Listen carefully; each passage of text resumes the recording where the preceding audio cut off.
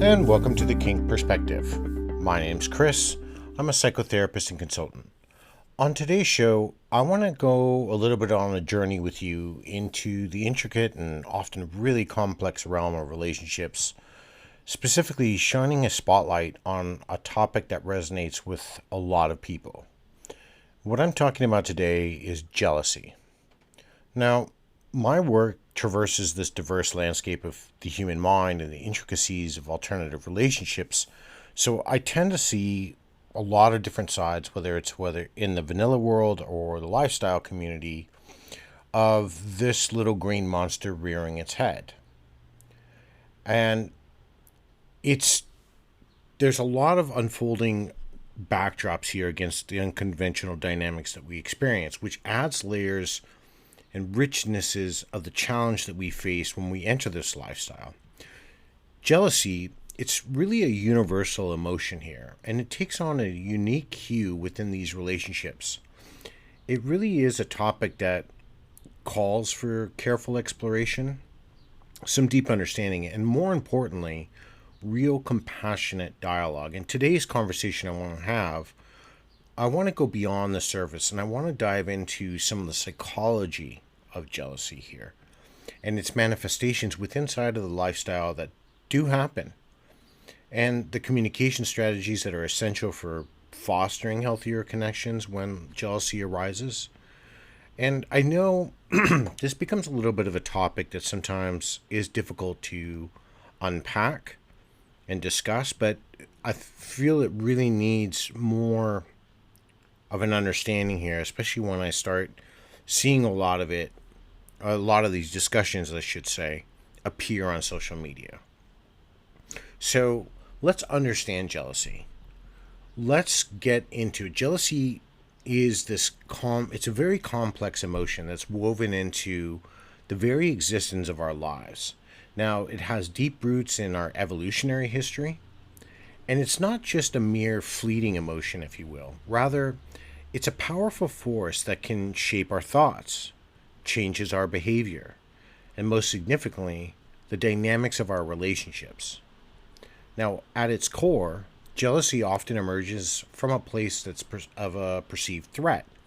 It triggers responses that are rooted in our primal instincts. From the evolutionary perspective here, our ancestors developed a sense of possessiveness as a survival mechanism, an instinctual drive to protect resources, including our mates or our partners.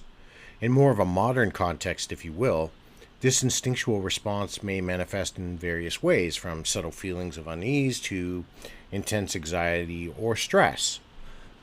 Now, understanding jealousy requires this exploration of the psychological underpinnings here. It's really not a one-size-fits-all emotion, and instead it wears different masks. It may arise from the feeling of inadequacy, fear of abandonment, or a perceived threat to one's emotional security. Now, by dissecting some of these underlying factors, we gain a little bit more insight into the complexities that jealousy introduces into our lives, sometimes on a moment-by-moment basis. Now, consider the spectrum of jealousy, if you will, from the fleeting pangs of insecurity to the paralyzing fear of loss. Each shade in between represents a unique facet of this emotion. And as we kind of go through these nuances, we uncover the diversity of the human experience. Especially the challenge lies not only in recognizing jealousy, but to understand its impact on the intricate landscape of our relationships that we take part of, especially when we get into the realm of power dynamics. As individuals, for us within the lifestyle community where alternative relationships flourish in one fashion or another, the manifestations of jealousy can be particularly nuanced, and the dynamics of non-traditional connections here adds layers of complexity, where traditional norms may not be fully captured and they don't embrace the richness of these experiences. It's really about this ebb and flow of the connection that goes beyond the conventional that we experience inside of the lifestyle, but do in part of that because they are new and because we're starting to navigate these realms sometimes with not the most clear of pictures. It does open the door to jealousy itself. Now, I do want to apologize. If you can hear the rain today, it's raining really heavily here. So if you do hear it in the background, that's what that noise is. So I want to apologize, but unfortunately, I don't control the weather. All right. So, what is jealousy in the lifestyle community? And what does it look like? In our alternative relationship dynamics, and when I say that, I'm talking about outside of the norm of what the majority of society would consider normal or we look at as vanilla. Jealousy does take on many nuanced forms, and it's weaves through those concerns about time and attention and the intricacies of navigating multiple connections, especially if you think about it this way. You might be in a poly relationship or a dominant that has quite a few submissives. Drawing from the wealth of experiences encountered in my work, a little later on, I'm going to kind of get into some examples and scenarios that discuss some of these things, especially with one couple that I'm working with. Now, within the community, relationships unfold against this massive backdrop of unconventional dynamics. There's exploration and sexuality and desire and eroticism. And here, these traditional boundaries of love and connection are stretched to our imagination. And we create spaces for these diverse forms of relationships to blossom, yet, within this liberation of ourselves and our sexuality comes this inevitable interplay of jealousy, where these rules of engagement can differ significantly from our conventional partnerships. Now, here's one example. A couple exploring non monogamy, for example, encounters the feelings of jealousy when one partner begins exploring a connection with someone new. The insecurities that arise may not solely be about the fear of losing the partner, but may stem from the uncertainty of the unknown. Now, how does one navigate the uncharted territories of emotions when the relationship landscape isn't bound by societal norms? Well, it's a big question, and it's something we see. And I don't want this to sound like I'm just attacking, E&M or poly, because I'm not. Because it does go for us as well when we are, even in our relationships, when we see our partners potentially flirting. We're not receiving that attention, and that attention is being diverted, or that relationship energy is being diverted to somebody else. I've witnessed these unique challenges that individuals and couples within the community grapple with. And from the negotiation of boundaries to this delicate, nuanced negotiations of managing time and attention among many people, the manifestations of jealousy are as diverse as the relationships themselves.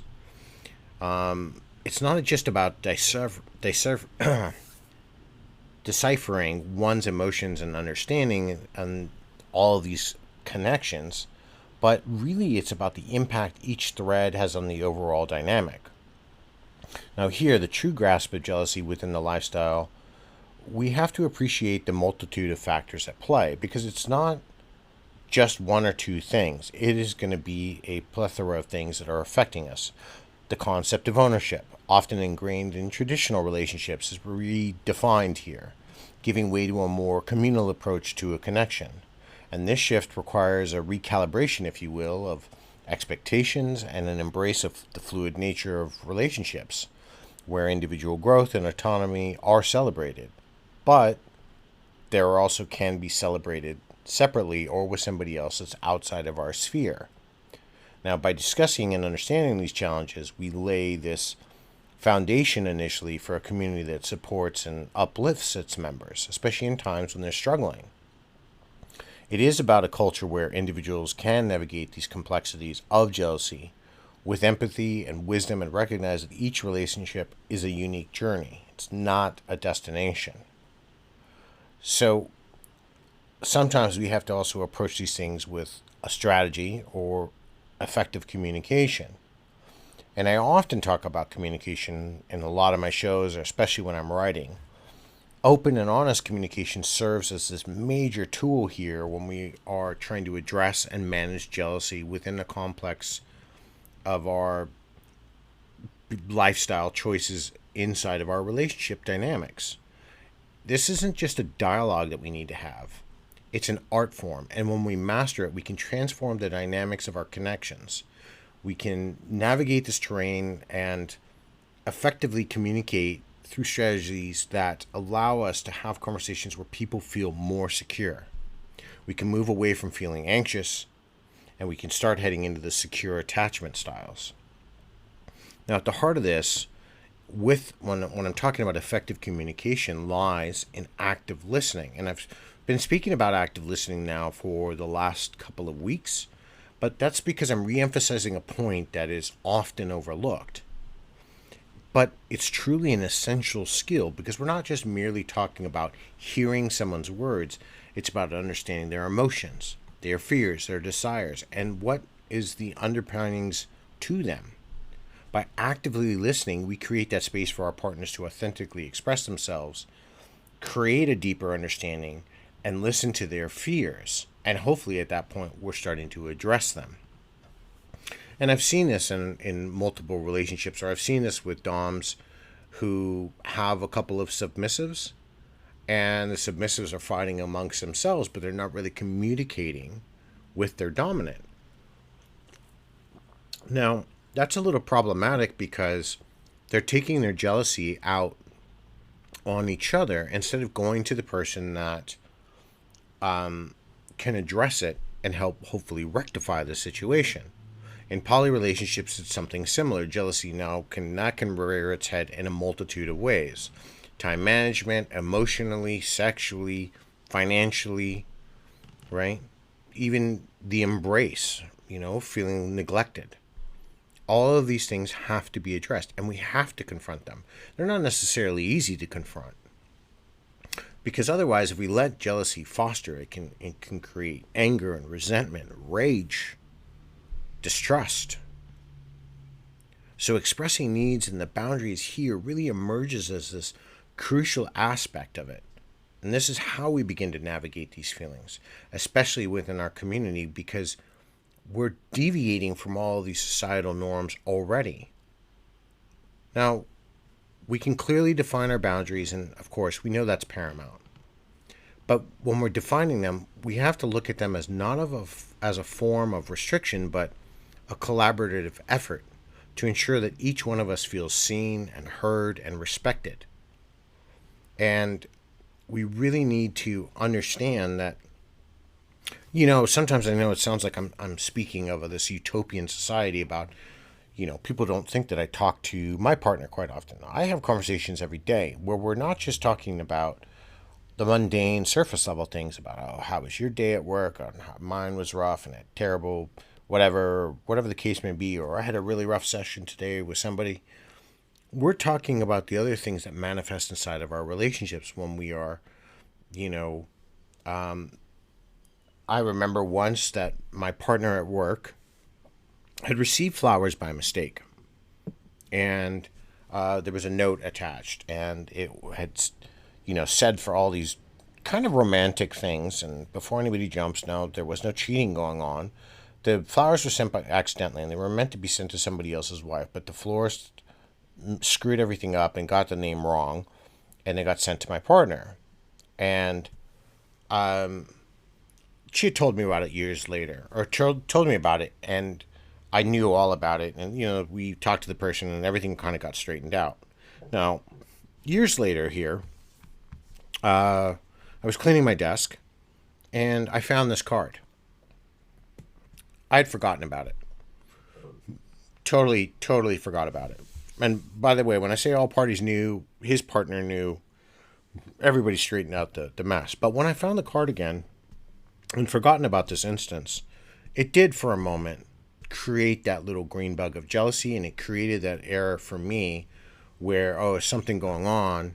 And I made a phone call, and we had a conversation, and then I was reminded. And this for me, for us, at least in my dynamic and many others that I'm working with people, becomes this bedrock on which healthy relationships stand on trust. And we allow ourselves a continuous practice of vulnerability and reliability. I was being vulnerable because I was upset, and I expressed that vulnerability.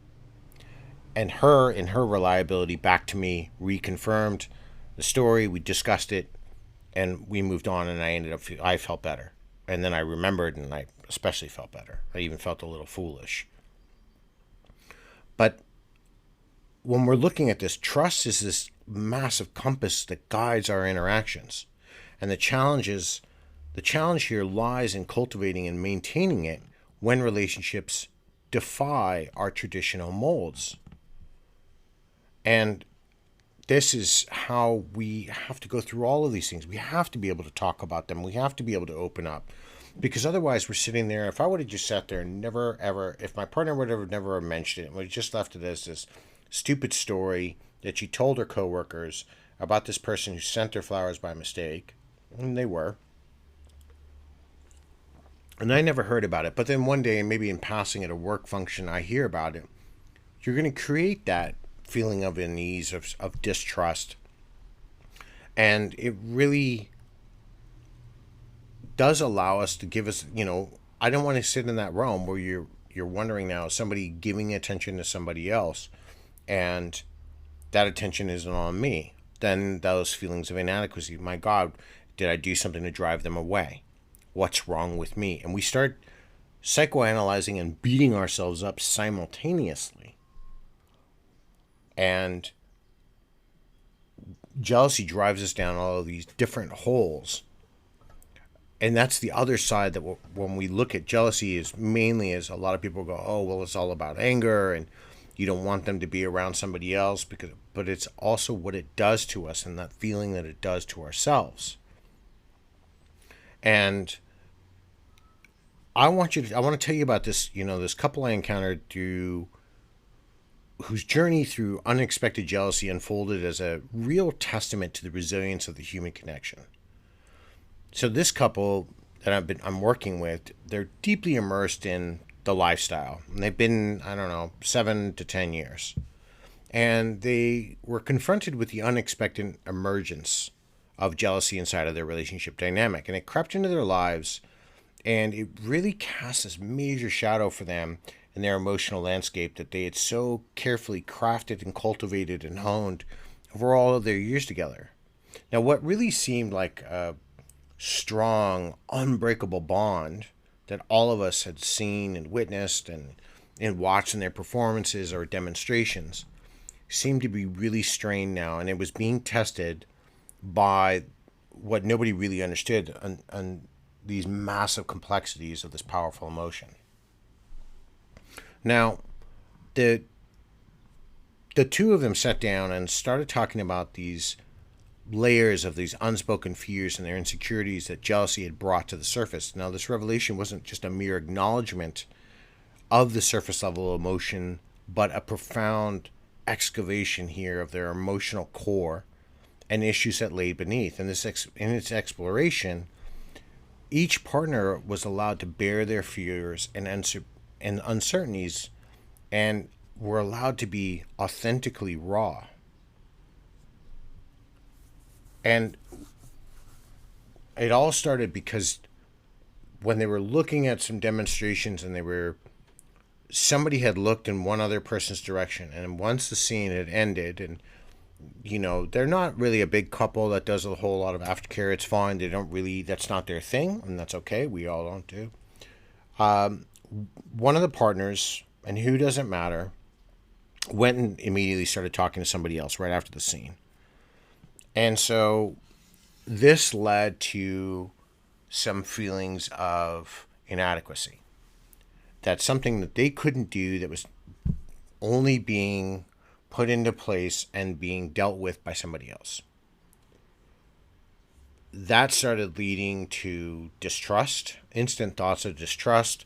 The process that everything they had built was being torn down. And some people might say, well, if it can be torn down so quickly, it wasn't that strong to begin with. And that's not the case, because jealousy is one of these emotions that does this to us.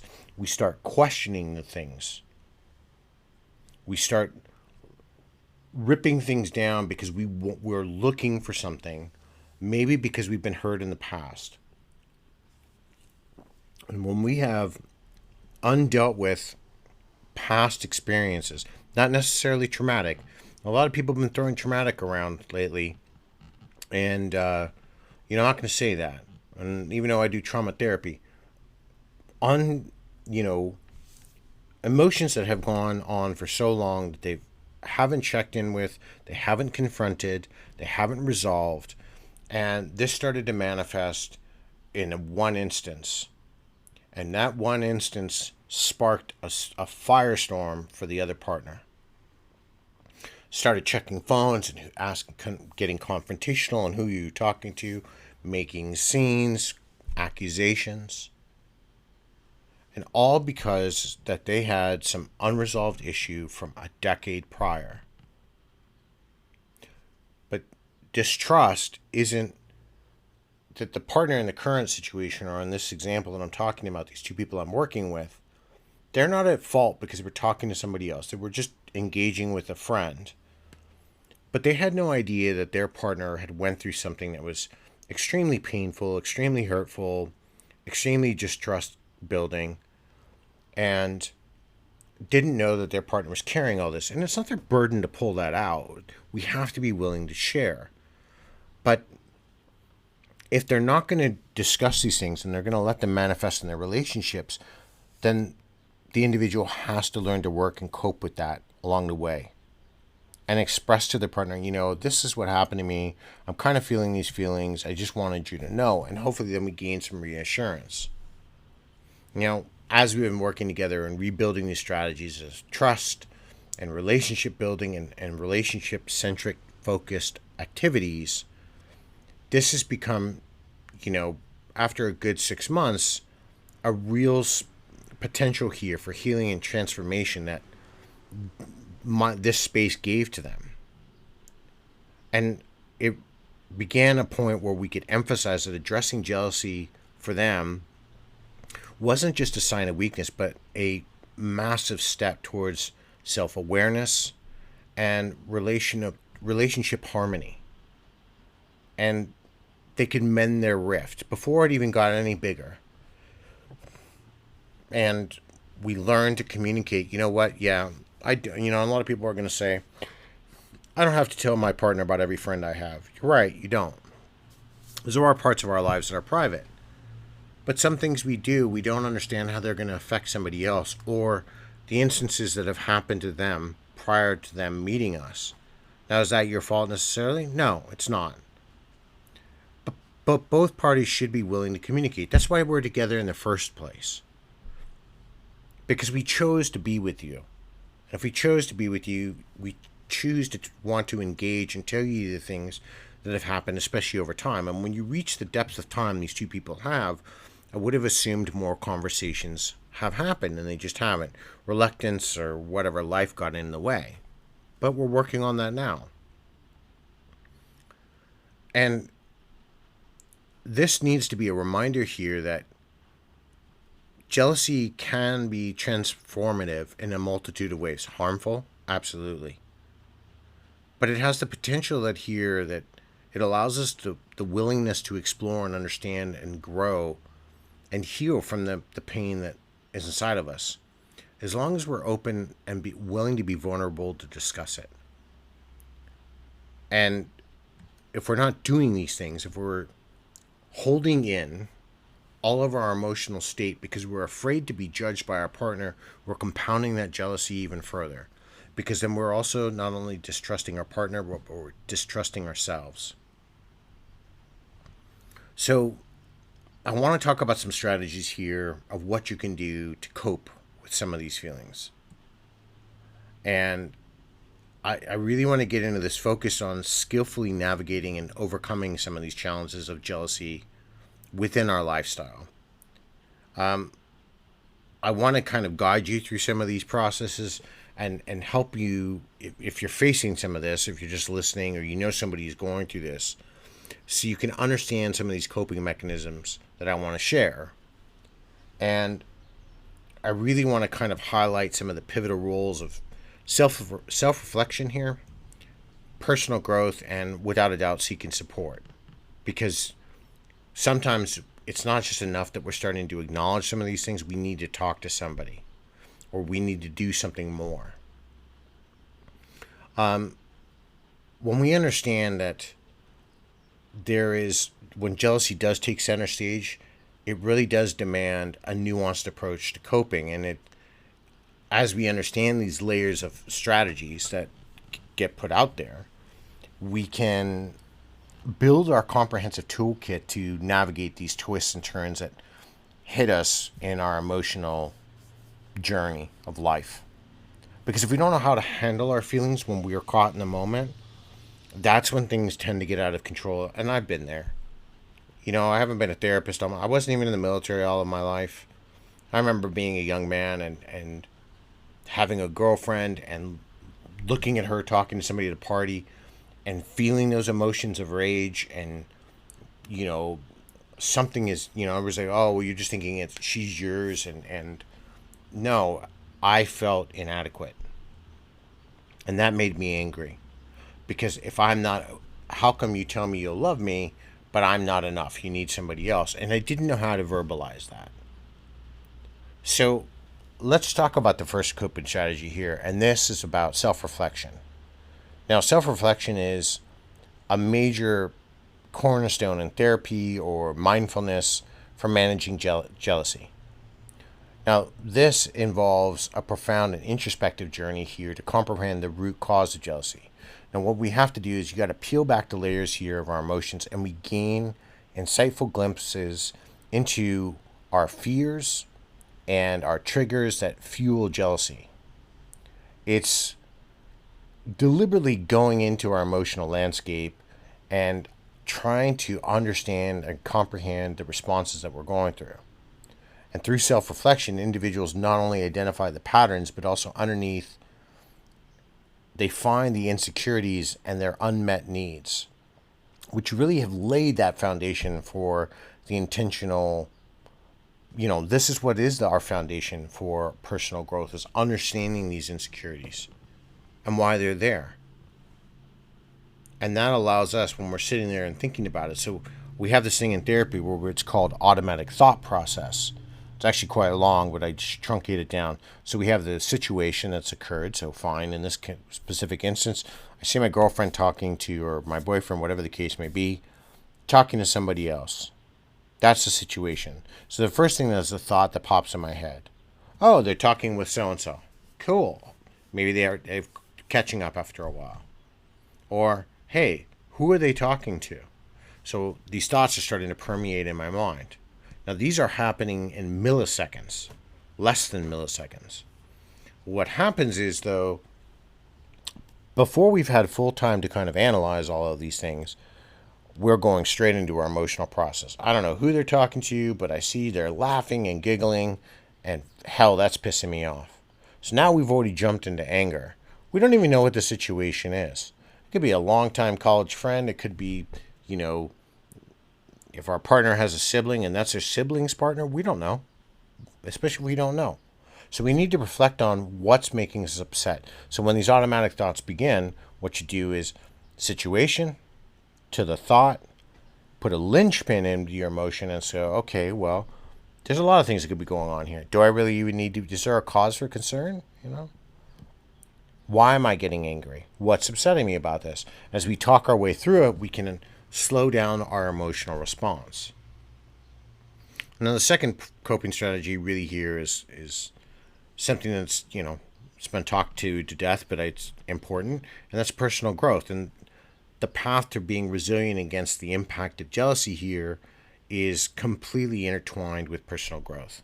Now, committing to ongoing development is akin to nurturing the roots of a resilient tree. It involves cultivating our emotional intelligence, our desires, our adaptability, and our own understanding of what our needs are and what we want. And this approach here fosters a secure sense of self, and it reduces the likelihood of jealousy emerging from these unresolved issues. And when you look at these steps and how you do this, it kind of demystifies the potential here for wondering what we should do when we're in these situations. Now, there are a lot of coping strategies you can do, but I don't have time to go through 518 of them today. So the last one I'm going to put out there is seeking support. And sometimes when the complexity of jealousy does arise, you're not going to be able to face it on your own. And you do have to find support potentially in the community and through asking people what they've done and listening to their stories. That's one great way. They're talking to a friend, but hopefully somebody that's not biased. You need not, you want any impact of words that are coming back at you to be unbiased. Or, last resort, you find a professional. And that becomes a massive coping strategy for you. When we look at the community and we go more in depth with that, it really does give you those shared experiences and somebody's insights to how they dealt with something, or maybe what mechanisms they used for it. And through that sense of belonging to our community, it validates the challenges that these types of dynamics are bringing in, and it helps us foster resilience. And sometimes if we need to go to the professional route, we look at tailoring strategies through therapeutic tools to navigate jealousy more effectively. And no matter what you choose, or some of these mechanisms that I've given you today, these strategies I've put out today, no matter what you choose, do what's going to be right for you, but it should always at least start with a conversation with your partner and explaining to them. Now I've tried, I haven't really done a big major deep dive into the world of jealousy today. It's exhaustive, meaning not that it's physically tiring for me. I can constantly talk about it, especially when we start intertwining it within the lifestyle, because there's so many nuances inside of our lifestyle where it can be applied. But navigating all of these challenges here is an ongoing process, and every journey is shaped by the connections we make and the partners that we come across. We have to understand that empathy and effective communication they walk hand in hand as trusted companions here. And you need to, if you're battling with jealousy, you have to reflect on your experiences within your connection and consider what strategies for you moving forward are going to be able to offer you and your partner more understanding and more so resilience. And if you have questions about it, if you want to, I'm going to, obviously I'm going to put something about social media, but I want you to share your thoughts. Any insights you can contribute that keeps this dialogue going, and it enriches our understanding of how human connections within the lifestyle deal with things that we sometimes don't think of. So I want to leave you with a couple questions to ponder today. And again, quite reflective. And I'm going to put one up on my Spotify, so if you want to answer it, it's going to be there. And the first one I'm going to ask you is, how do you currently approach and communicate about jealousy, if it's there, within your alternative relationships, such as a lifestyle dynamic, and whether that's, BDSM or swinger or whatever the case may be. And my second question for you all is, what strategies really resonate with you for fostering an understanding and resilience in the face of jealousy? What do you put in place? So I'm going to leave you with a thought for today. In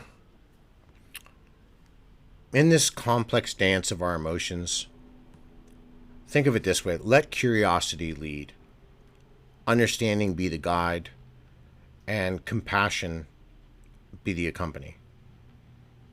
And this rhythm, navigating these twists and turns of jealousy, becomes an art where our connections flourish and our resilience blooms.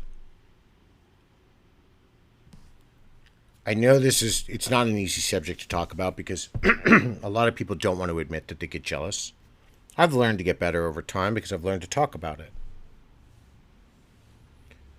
And that's the way we get better at things, is by talking about it and working through these problems that we face. And it's truly important.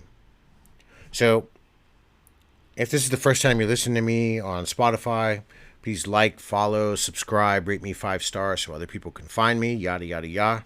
Appreciate it. Keeps us going. Please put some comments up on social media about this topic today, or comment on the question I'm putting into Spotify. And I do have a book out, Tangled Desires, the exploration of, or the intersection between psychology and BDSM, where it's currently available wherever you can get your ebooks. I am now working on the edit for my hard copy, and we'll go from there. So let me know what you think about this, how you really kind of confronted jealousy, and what it's doing to you, and how have you gained resilience, or if you've gained any resilience from it.